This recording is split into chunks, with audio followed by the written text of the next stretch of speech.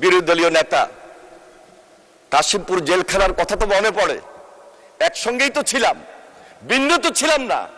যেই কথাটুকু জেলখানায় বলেছেন তার সঙ্গে কিন্তু আজকে চট্টগ্রামে যখন মিটিং হয় লালদিঘির ময়দানের, তার একটু মিল খুঁজে পাই না।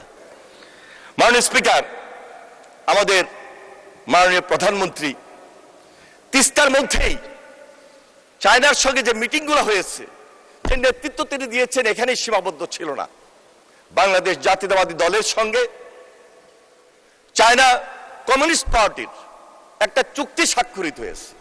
এই চুক্তির মধ্য দিয়ে তাদের সঙ্গে আমাদের একদিকে পিপল টু পিপল যে কন্ডাক্ট, আরেকদিকে রাজনৈতিক যে সমঝোতা, রাজনৈতিক যে সহযোগিতা, তা আমরা নিশ্চিত করতে সক্ষম হব। মাননীয় স্পিকার, আমাদের বাংলাদেশ এবং চীনের মধ্যে যে দ্বিপাক্ষিক এবং কৌশলগত যে সম্পর্ক, এখানে যে আলোচনা স্থান পেয়েছে, এটা একটা অভূতপূর্ব উচ্চতায় গিয়েছে মাননীয় স্পিকার, যেখান থেকে একটা অর্থনৈতিক মুক্তি আমাদের চলে আসবে। মাননীয় স্পিকার, আপনি জানেন যে কঠিন চ্যালেঞ্জ নিয়ে আজকে আমরা মাঠে নেমেছি।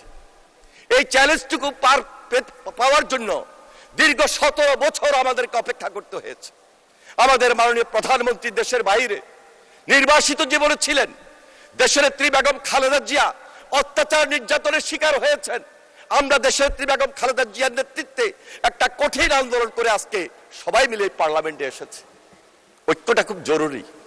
ঐক্যের উপর আমাদেরকে ভর করতে হবে, ঐক্যটা নিয়ে আমাদেরকে এগিয়ে যেতে হবে। সেজন্য আমি মনে করছি আজকে এখানে আমার সামনে উপস্থিত বিরোধী দলীয় নেতা কাশিমপুর জেলখানার কথা তো মনে পড়ে। একসঙ্গেই তো ছিলাম, ভিন্ন তো ছিলাম না। নামাজ পড়েছি, খাওয়া দাওয়া করেছি, আলোচনা করেছি এবং ফ্যাসিস্ট থেকে মুক্ত হওয়ার জন্য কৌশল নির্ধারণ করেছি। আবার যাব ইনশাআল্লাহ। আমরা সেই দায়িত্বশীল সরকার, আমরা সেই দায়িত্বশীল প্রধানমন্ত্রীর নেতৃত্বে রয়েছে। আবার আমাদেরকে যেতে হবে না, কারণ এদেশের মানুষ তারেক রহমানের সঙ্গে আছে, এদেশের মানুষ প্রেসিডেন্ট জিয়ার সঙ্গে ছিল, এদেশের মানুষ বেগম খালেদা জিয়ার নেতৃত্বে ছিল।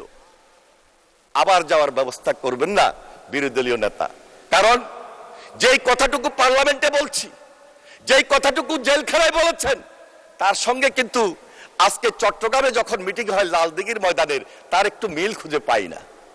মিলটা খুঁজে জাতিকে দেওয়ার জন্য দায়িত্ব আপনাদেরকেও নিতে হবে।